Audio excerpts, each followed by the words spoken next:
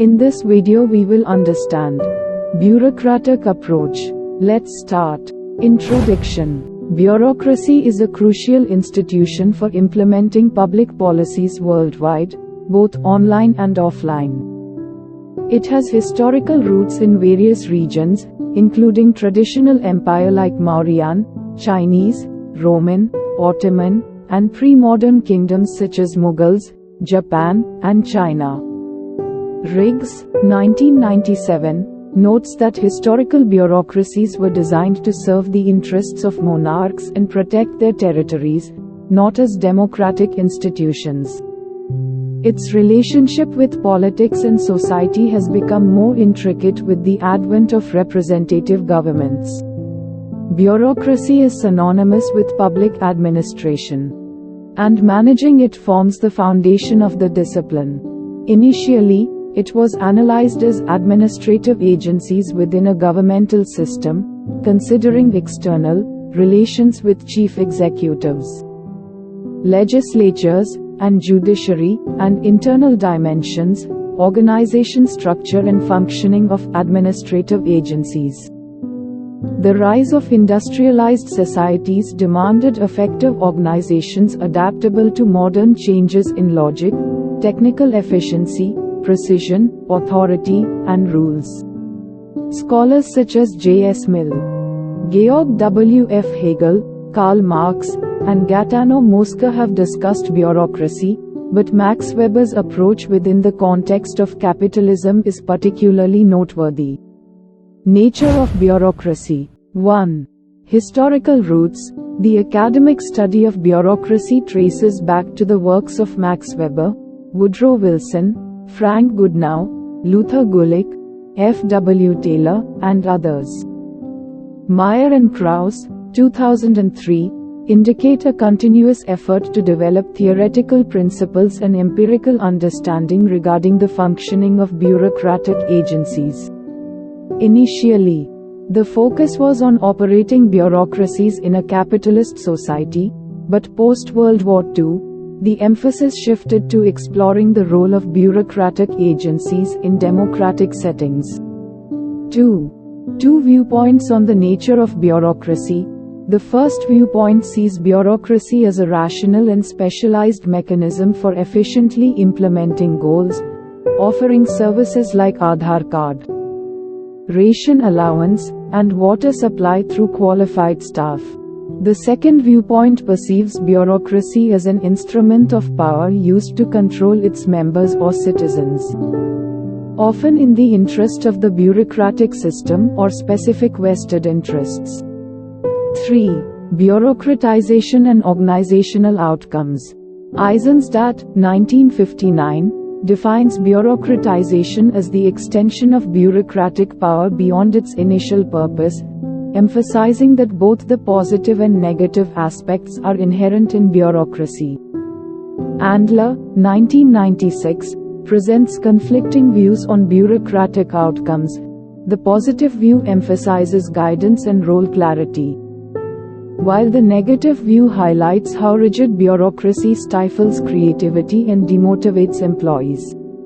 Pre-Weberian bureaucratic narratives. 1. J.S. Mill's perspective.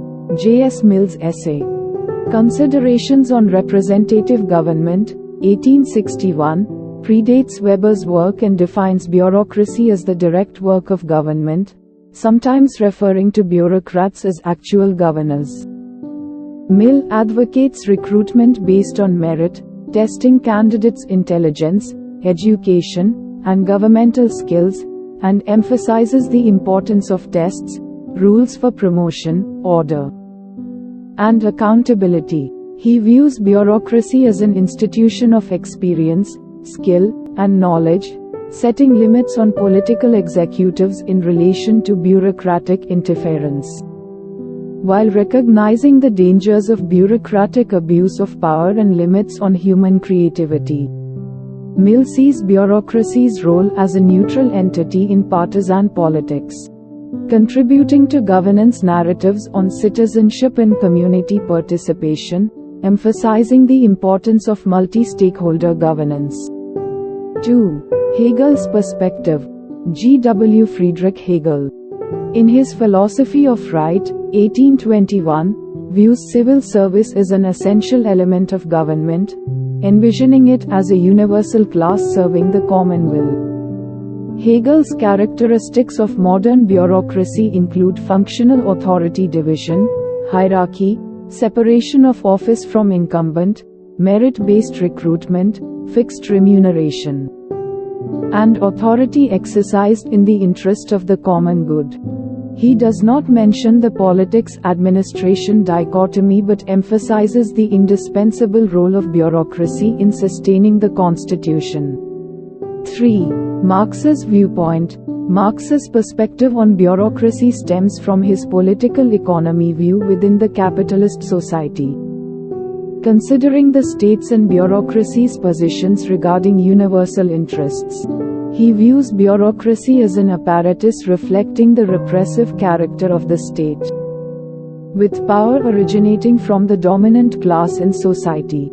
Marx criticizes the hierarchical and functional differentiation within bureaucracy, highlighting its potential for incompetence and manipulation of knowledge into secrecy. He emphasizes the manipulative nature of bureaucracy, cautioning about its tendency to create passive obedience and mechanized behavior. 4. The power elite concept. Moscar and Pareto's dominant class theory revolves around the idea of bureaucracy as rule by officials, emphasizing its role in public administration and the circulation of elites. While Moscar sees bureaucracy as an integral part of the ruling class, Mughals highlights its function as an instrument in the hands of the politically dominant class. They focus on the sociology of power, administration, and authority, providing the foundation for Weber's in-depth study of bureaucracy in the subsequent section. The bureaucratic approach of Max Weber. 1. Context and historical analysis. Weber's analysis of bureaucracy connects administrative organization with politics and society, reflecting the influence of historical forces such as absolute monarchy, national sovereignty, industrial growth, and working-class traditions. His study of rationalization as a factor in modern society emphasized the deep penetration of rationalization into political, social, and economic life, contributing to the process of modernization. 2. The ideal type bureaucracy. Weber's bureaucratic model was developed as a response to the perspectives of Hegel and Marx on domination in society, with a focus on legal rational authority as a superior form of dominance. He identifies three types of dominance: traditional, charismatic, and legal rational, and advocates for an organizational structure based on rational principles for efficient and predictable functioning. Weber's bureaucracy emphasizes formal rules, hierarchy, merit-based recruitment, and training, aiming for neutral and unbiased decision-making, safeguarding against personal, irrational, and emotional influences. 3. Critique of Weber's ideal type. Critics highlighted the model's structural inefficiencies, hierarchical rigidity, ambiguous rules, and excessive expenditure, as well as its behavioral dominance, secret functioning, and over-reliance on technocracy. The traditional bureaucratic model was criticized as outdated for contemporary complex, dynamic, and globalized societies, with scholars advocating decentralization and user-centric services. 4. Implications of Weber's bureaucratic theory. Weber's explanations offer a technical design for organizations, emphasizing division of labor, specialization, hierarchical structures, and explicit rules applicable to all, irrespective of class or creed.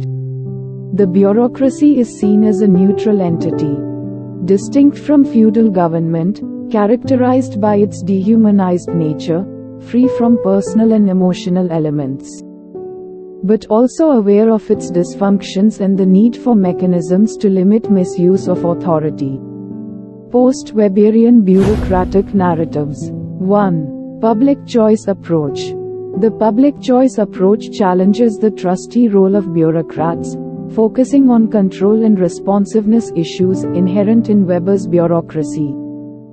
Highlighting bureaucratic dysfunctions like inefficiency, corruption, and rigidity. Public choice theorists advocate decentralization, user-centric services, and the need for external checks and balances to prevent monopolistic behavior and ensure public interest. 2. General theory of bureaucracy. Elliott Jacques' general theory of bureaucracy emphasizes the humanization of bureaucracy and the provision of competitive service to society, emphasizing the need for bureaucratic power to be made more relevant and legitimate through interactive participation and equitable relationships. Jacques' concepts of competition classification, internal organization, time span discretion, and post-Weberian perspectives provide comprehensive insights into bureaucracy and its implications for contemporary society, warranting empirical validation in a pluralistic context. The notes of this video is provided into description box. Please check it out. Thank you.